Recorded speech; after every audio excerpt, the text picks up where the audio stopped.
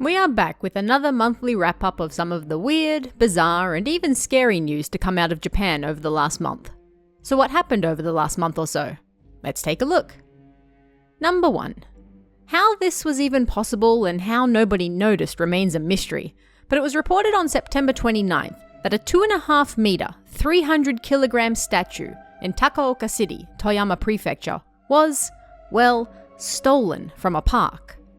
The statue was of Princess Momiji, a character from local folklore that was donated to the city in 2002 by copperware company Takenaka. The city received a call on September 29th noting that the statue was missing, and after some investigating, a local landscaper reported that they saw it on the 25th, so it's believed to have gone missing sometime during these 4 days. The statue was bolted to its stand, but they found the bolts broken and numerous snapped branches on trees surrounding the area, so it's believed heavy machinery was brought in to remove it.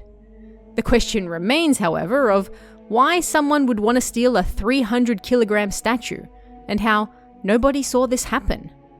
The statue's current whereabouts are unknown. Number 2. A new horror film called Oksu Station, a joint production between South Korea and Japan, recently came out, but it also made the news for some rather interesting complaints it received. Although based on a popular South Korean webtoon, the film took heavy inspirations from Japanese horror films like Ring, and was filmed to somewhat mimic that particular horror style. But the director recently revealed that the production company was flooded with complaints during filming, because, it seemed, people were upset they were using a real station, not just for the film setting, but in the name itself. Oksu Station is a real station in the heart of Seoul, and people feared that using it in a horror film would give the area a bad rep.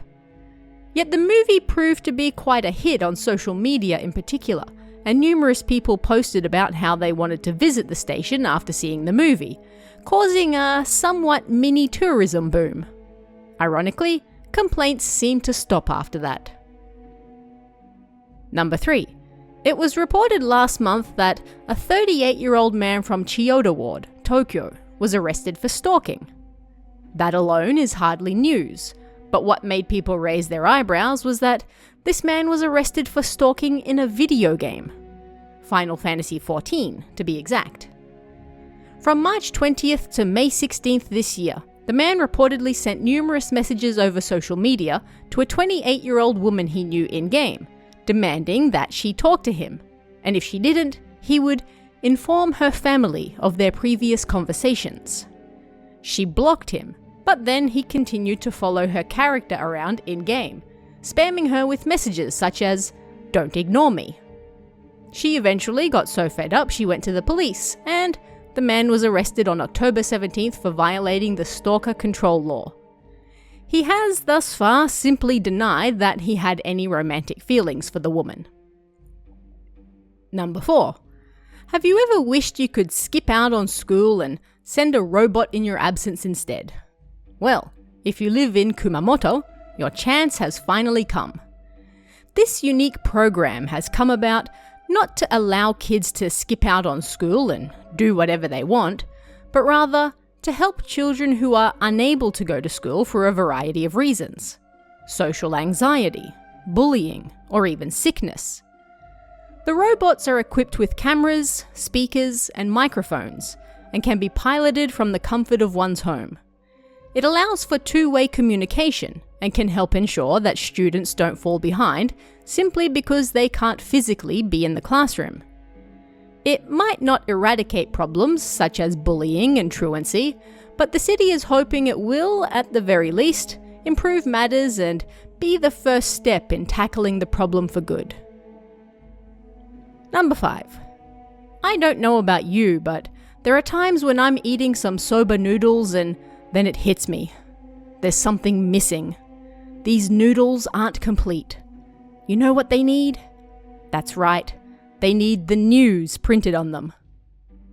Well, no, I can honestly say I've never had that thought a single time in my life, but either way, Japan now has us covered. Nagano is now selling the soba newspaper, with text printed right on the soba noodles themselves. Of course, with packaging and selling, it's a little difficult to sell noodles with up-to-date news on them, so instead, they're filled with little tidbits and news from around Nagano itself. There are 50 different tidbits you can get, and not every single noodle comes with something printed on it, so you might have to buy numerous packs to collect and eat them all. You'll also have to do your reading before eating because cooking them makes the text disappear. Number 6. 5 train passengers in Hokkaido recently found themselves in quite the pickle when they found themselves stranded on board for 7 hours overnight without heating.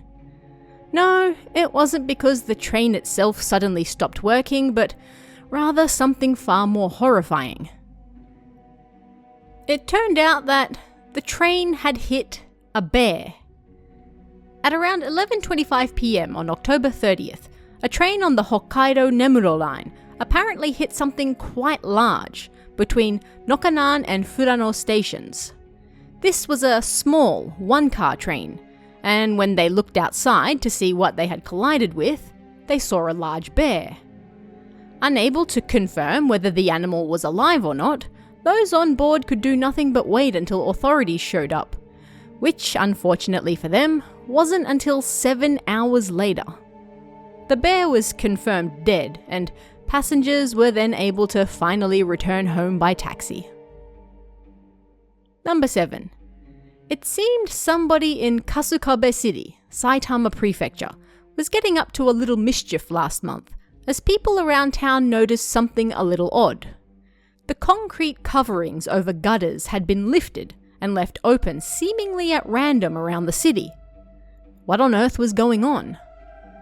There were reportedly 30 sightings to date of gutter coverings being lifted and then left open, and being that these are areas where pedestrians walk, it's obviously quite dangerous. After investigating each of the sites, however, people soon realized they all had one thing in common.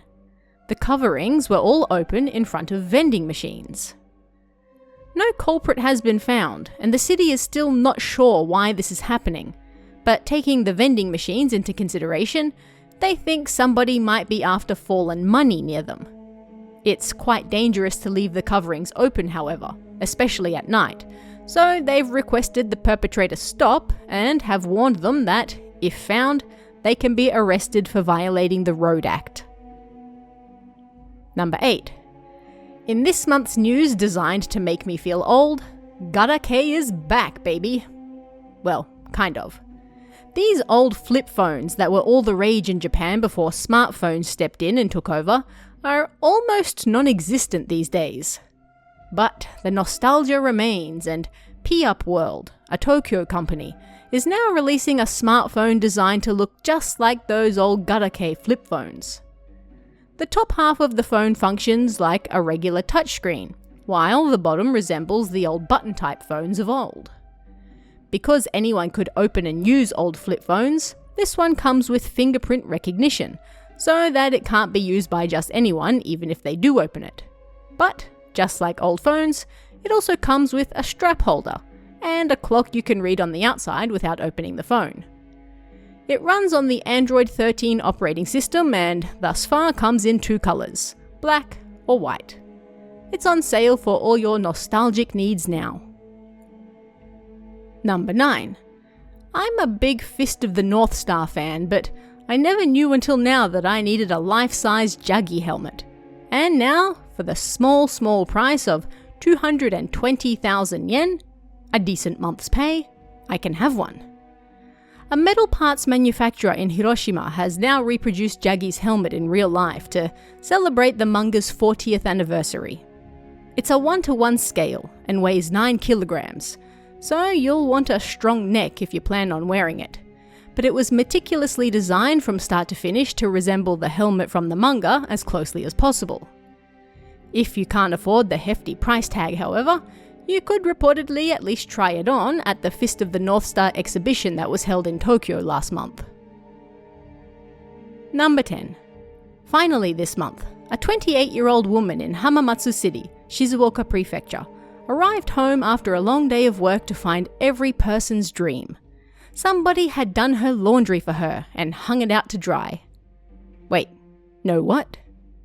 She apparently entered her apartment on October 30th after returning from work to find, in particular, underwear she didn't recall washing, now hanging up to dry. Naturally, she called the police, and after some investigating, they arrested a 50-year-old man who lived in the same building.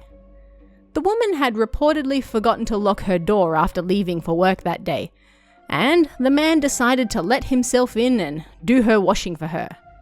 He admitted to the charges, but police are still investigating why, exactly, he felt such a strong desire to do the laundry. A true mystery indeed. And that's just some of the weird, bizarre, terrifying, and also kind of funny news that came out of Japan last month. But what about you guys? Hear of anything odd or terrifying? Weird or funny? Let me know in the comments below, and I'll see you again next time.